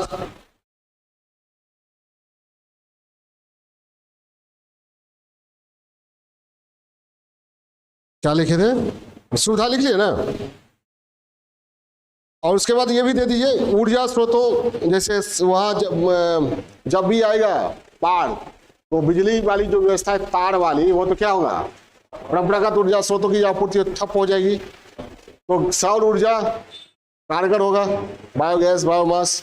तो गैर परंपरागत ऊर्जा स्रोतों का विकास होना चाहिए बाढ़ प्रभावित क्षेत्रों में, ताकि जब बाढ़ आए तो ऊर्जा आपूर्ति बाधित ना हो।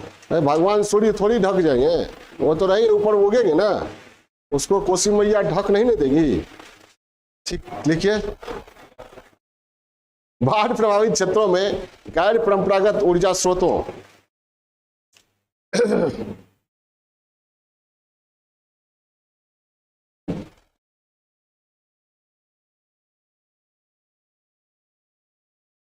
के बारे में जागरूकता एवं आवश्यक सुविधाएं होनी चाहिए।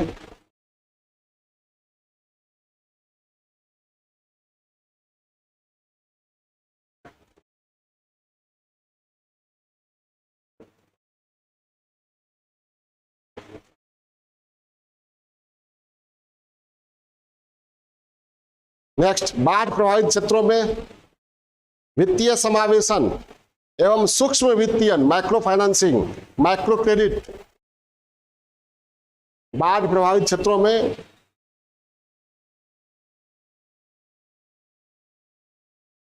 वित्तीय समावेशन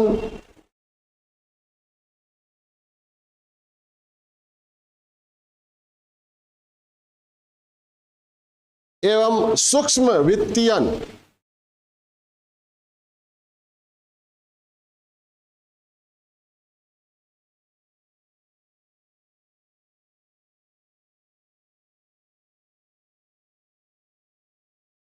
की व्यवस्था होनी चाहिए।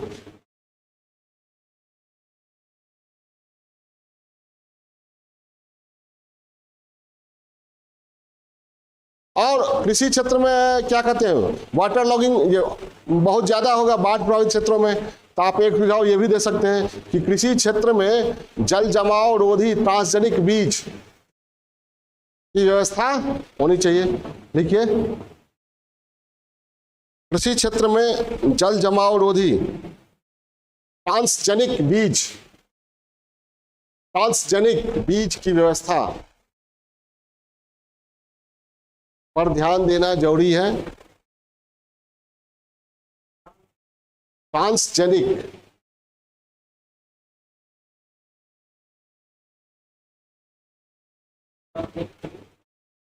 तो फसल खराब नहीं हो। जैसे मैंग्रोव वनस्पति क्या वो पानी में डूबा रहता है ना, खराब तो नहीं होता है, तो उसके लिए कोई ना कोई जीन जिम्मेवार होगा। वो जीन ला करके गेहूं या धान का ट्रांसजेनिक बीज बना लेंगे ताकि बाढ़ आए, अधिक दिनों तक पानी रहे तो फसल बर्बाद नहीं हो। समझ में आई बात? हो गया। और टेलीमेडिसिन, टेली एजुकेशन की व्यवस्था होनी चाहिए। जैसे बाढ़ आया, एक हॉस्पिटल ध्वस्त हो गया और विद्यालय ध्वस्त हो गया, तो गैर परंपरागत ऊर्जा और सूचना प्रौद्योगिकी की सहायता से टेलीमेडिसिन, टेली एजुकेशन की व्यवस्था हो सकती है। लिखिए, गैर परंपरागत ऊर्जा स्रोतों एवं सूचना तकनीकी की सहायता से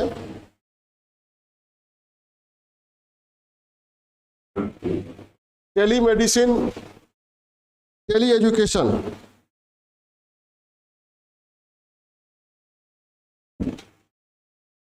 की व्यवस्था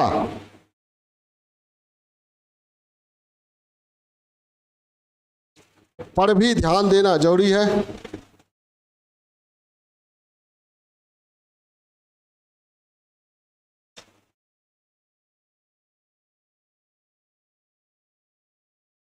और कभी कभी आप बाढ़ग्रस्त क्षेत्रों में घूमिएगा तो पुराने बुजुर्ग लोग कहेंगे कि सरकार ने तटबंध तो बनाया, फलाना प्रोजेक्ट का पर काम किया वगैरह वगैरह, लेकिन कोई काम का नहीं है। बांध जहां बनाना चाहिए वहां बनाया ही नहीं, ये सब शिकायतें सुनने को मिलेंगी।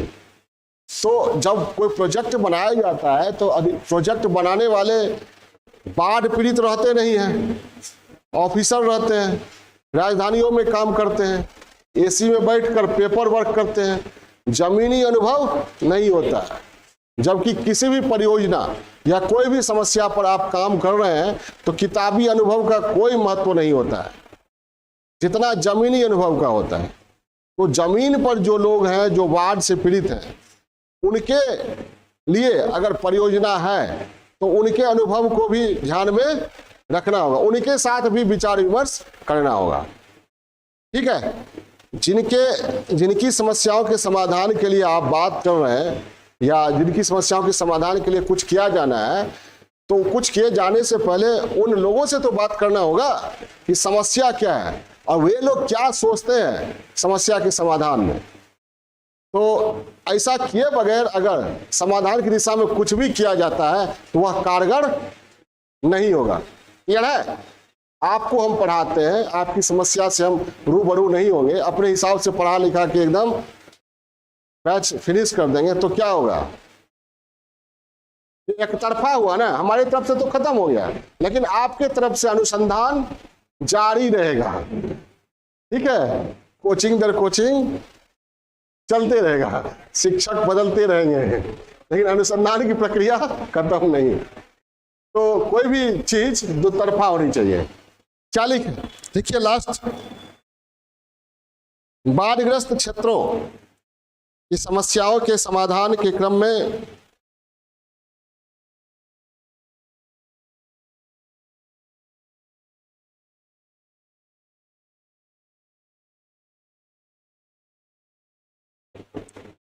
स्थानीय लोगों के सुझावों, अनुभवों,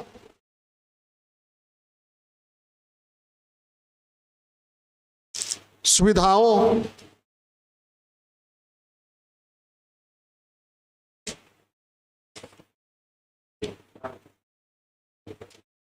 पर भी ध्यान देना जरूरी है।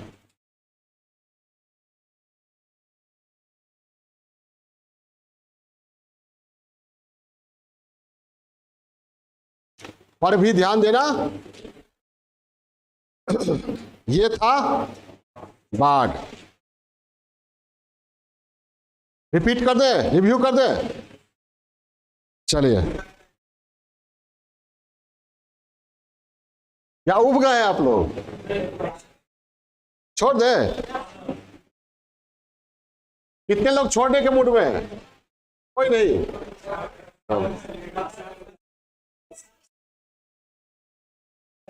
बाढ़, सुनिए इधर, बाढ़ किसे कहते हैं? जब नदियों में जल की मात्रा एक सीमा से अधिक हो जाती है तो जल नदी के तट को पार कर स्थल खंडों पर फैल जाता है। स्थल खंडों पर जल के इस तरह फैलने की स्थिति को बाढ़ की संज्ञा दी जाती है। हमारे बिहार के लिए बाढ़ नियमित वार्षिक आपदा है। हर वर्ष हमारी आबादी को बाढ़ से जूझना पड़ता है, रूबरू होना पड़ता है। तीव्रता और विस्तार में थोड़ा बहुत अंतर होता रहता है। कई अवसर आए जब बाढ़ उच्च क्षमता वाले, उच्च विनाशक क्षमता वाले बाढ़ का सामना करना पड़ा, जैसे कुसहा, जैसे 2019 में वगैरह वगैरह।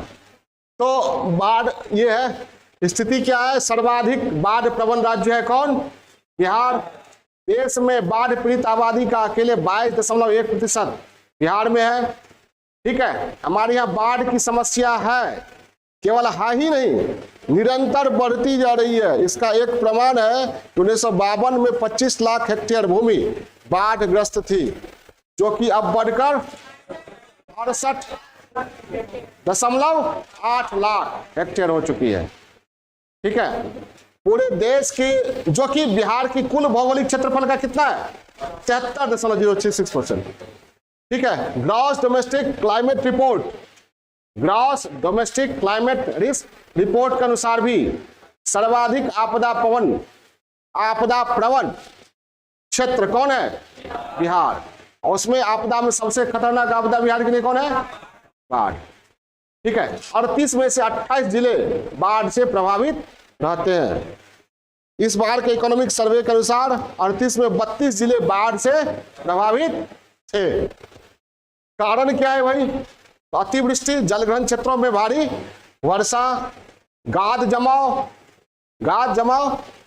ग्लोबल वार्मिंग, जिसके कारण ग्लेशियर के पिघलने की दर बढ़ी है। और ये हमारे यहाँ की नदियां हिमालयी है, ग्लेशियर के पिघलने से पानी भर जाता है। निर्वनीकरण, तटबंध को बनाया गया था बाढ़ की समस्या के समाधान के लिए, लेकिन बाढ़ की समस्या को और विकट बनाने में तटबंधों का बड़ा योगदान है। अगर नियमित रखरखाव नहीं होता है तो तटबंध टूटते हैं और बाढ़ की भयावह विनाशक लीला से को झेलना पड़ता है। तटबंधों के, और विशेषज्ञों का कहना है कि तटबंधों के बनने से नदियों का प्राकृतिक प्रवाह अवरुद्ध हो गया है। चौड़ और छोटी जलधाराओं में नदियों का पानी तटबंध के बनने से पहले समायोजित हो जाया करता था, जो कि अब नहीं हो पाता है। तो तटबंधों के बनने से पहले स्थिति बेहतर थी, कई विशेषज्ञ ऐसा कहते हैं। ठीक है, और वर्षा के, नदियों का मार्ग परिवर्तन, जलग्रहण क्षेत्रों में ये वनों की कटाई, और वर्षा ऋतु में जब गंगा का जल तल स्वयं ऊंचा हो जाता है तो सहायक नदियों के जल को वह समायोजित नहीं कर पाती है। फलतः सहायक नदियों का जल अपने ही किनारों पर फैल जाता है, जिससे बाढ़ की स्थिति उत्पन्न होती है। क्लियर है? दक्षिण बिहार की नदियां छोटी है, लेकिन इनकी घाटियां संकीर्ण और उथली है। परिणामतः इसका तल उथला हो जाता है और बाढ़ का पानी थोड़ी सी वर्षा में भी फैल जाता है। ये भी मंद ढाल के सहारे, ये मंद ढाल के सहारे बहती है, इसलिए ये भी नदियों का मार्ग, इनका भी मार्ग परिवर्तन होता रहता है, दियारा वगैरह बनाती है। और जब गंगा का जलतल ऊंचा होता है तो इनका पानी भी गंगा में समा नहीं पाता है। इनकी मतलब दक्षिण बिहार की नदियों के बारे में कह रहे हैं।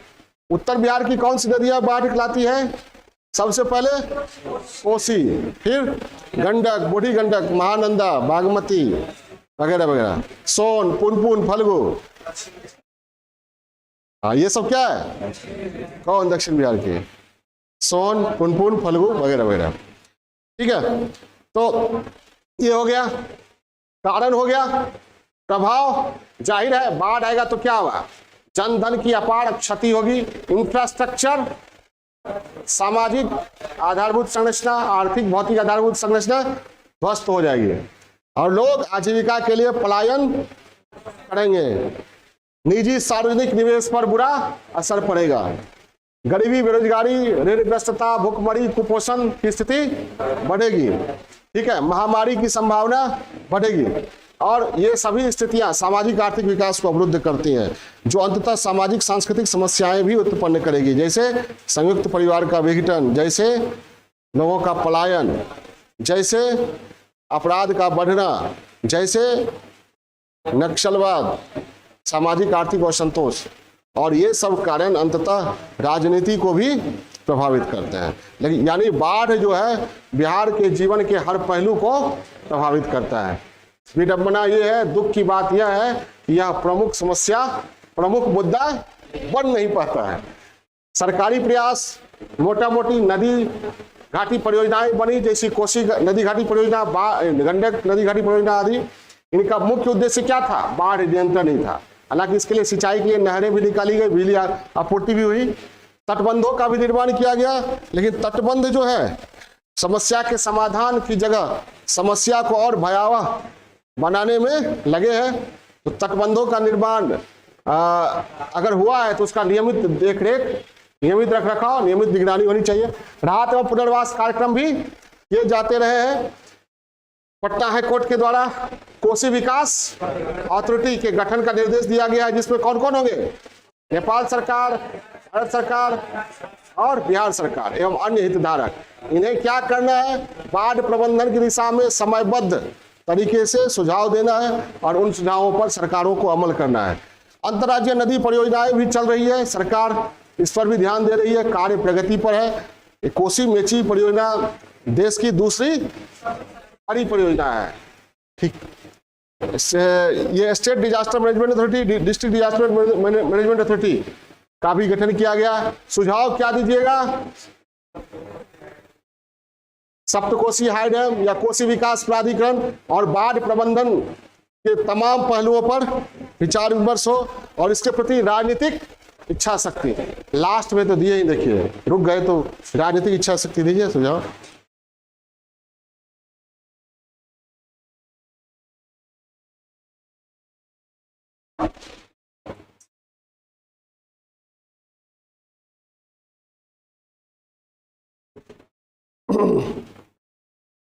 बिहार के सामाजिक आर्थिक विकास में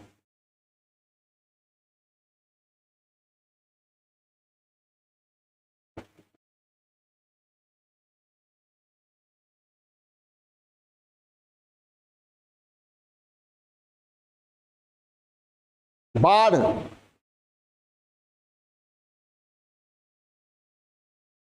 सबसे बड़ा अवरोधक है।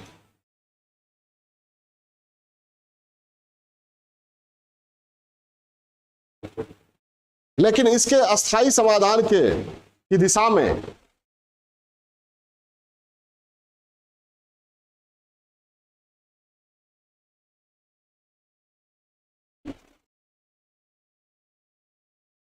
अस्थायी समाधान की दिशा में राजनीतिक उदासीनता,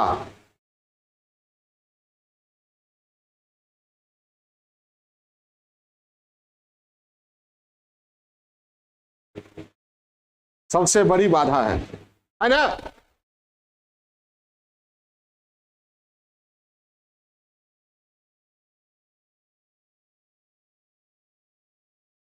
इस दिशा में मजबूत एवं दृढ़ राजनीतिक इच्छा शक्ति की जरूरत है।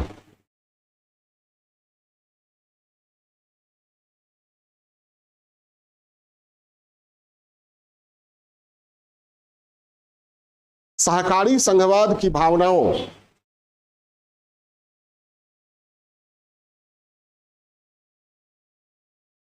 के आधार पर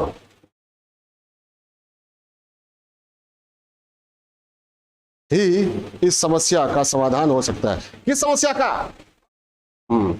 अकेले राज्य से संभव नहीं है। तो सुझाव सबसे पहले क्या दीजिएगा? कोसी विकास अथॉरिटी का गठन हो, उसके संबंध में सब कुछ हो गया। दूसरा, राहत एवं पुनर्वास में भ्रष्टाचार क्या हो, पर नियंत्रण।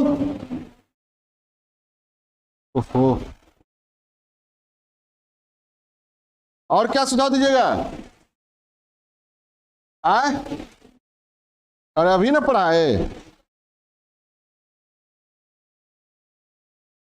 तटबंधों का नियमित रखरखाव और निगरानी, और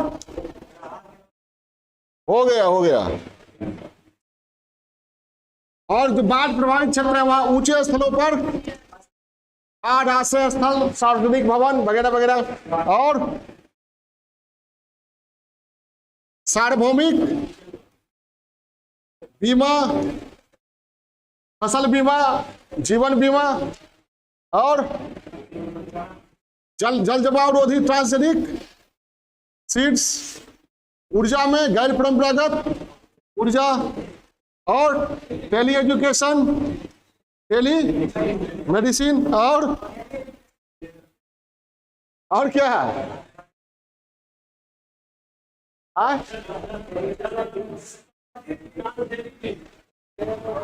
हो गया ट्रांसजेनिक। आंध्र राजनीतिक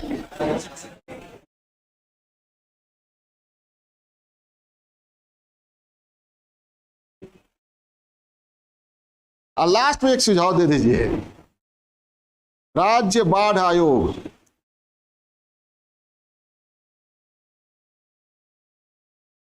का गठन होना चाहिए।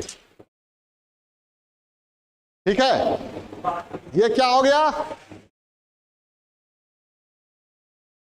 एक बार रुको, जिसके लिए बनाए वही नहीं लिखा हुआ ऊपर में।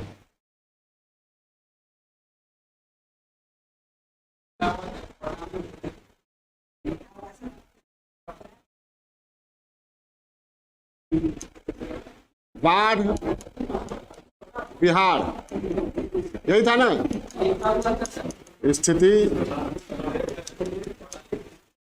चलिए तो ओके, बाय।